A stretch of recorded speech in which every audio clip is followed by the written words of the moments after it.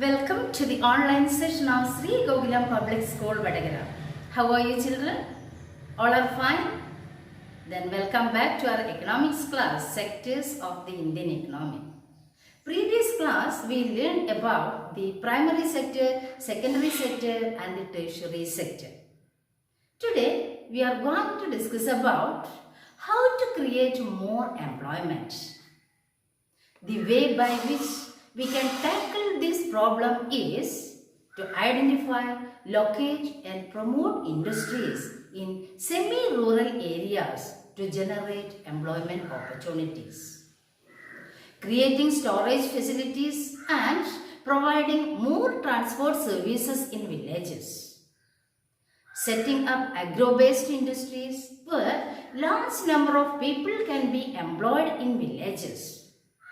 A study conducted by the Planning Commission estimates that nearly 20 lakhs jobs can be created in the education sector alone.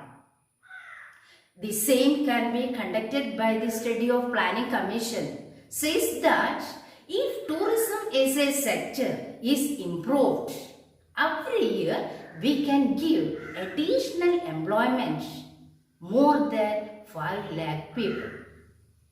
Recognizing this, the central government of India made a law implementing the right to work.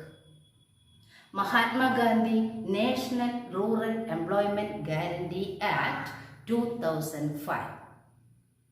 Under MGNREGA 2005 or Mahatma Gandhi National Rural Employment Guarantee Act 2005, all those who are able to and are in need of work in rural areas are guaranteed 100 days of employment in a year by the government.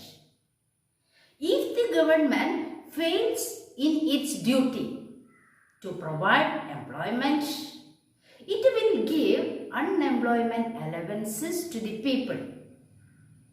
On the basis of employment conditions, the economy can be classified into two sectors, organized sector and the unorganized sectors.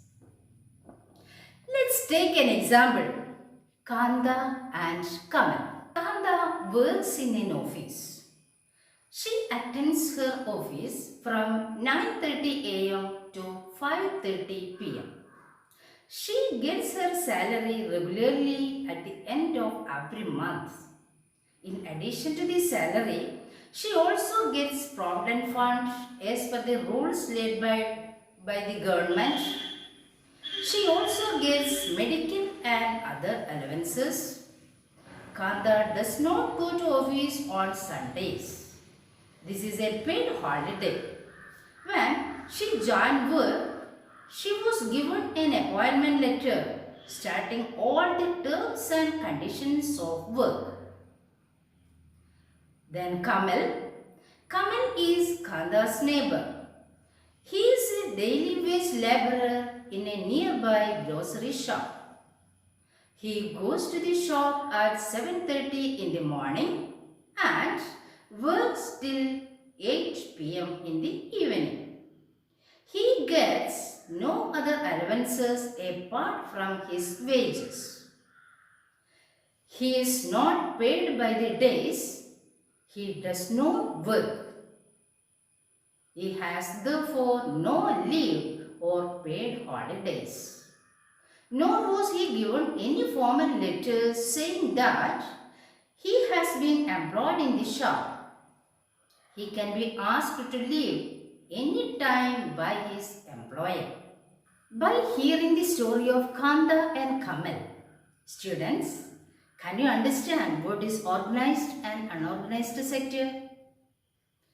Organized sector covers those enterprises or place of work where the terms of employment are regular and therefore people have assured work.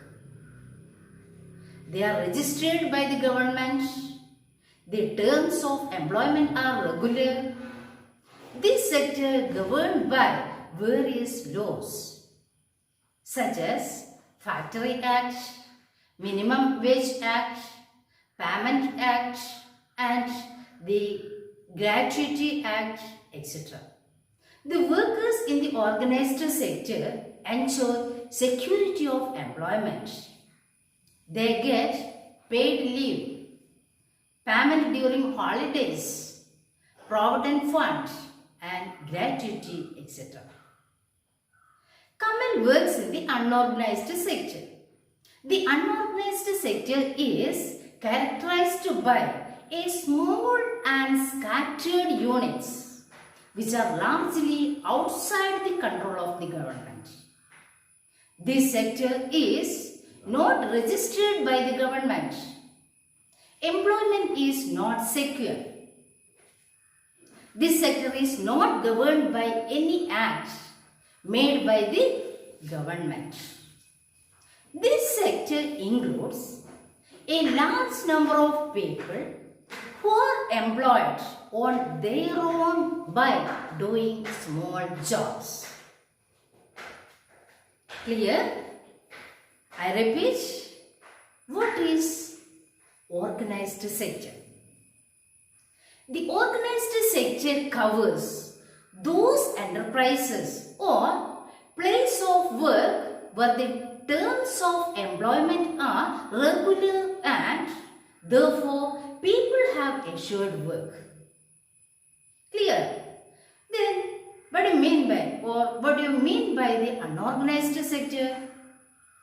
Unorganized sector is characterized by small and scattered units which are largely outside the control of the government. This sector is not registered by the government.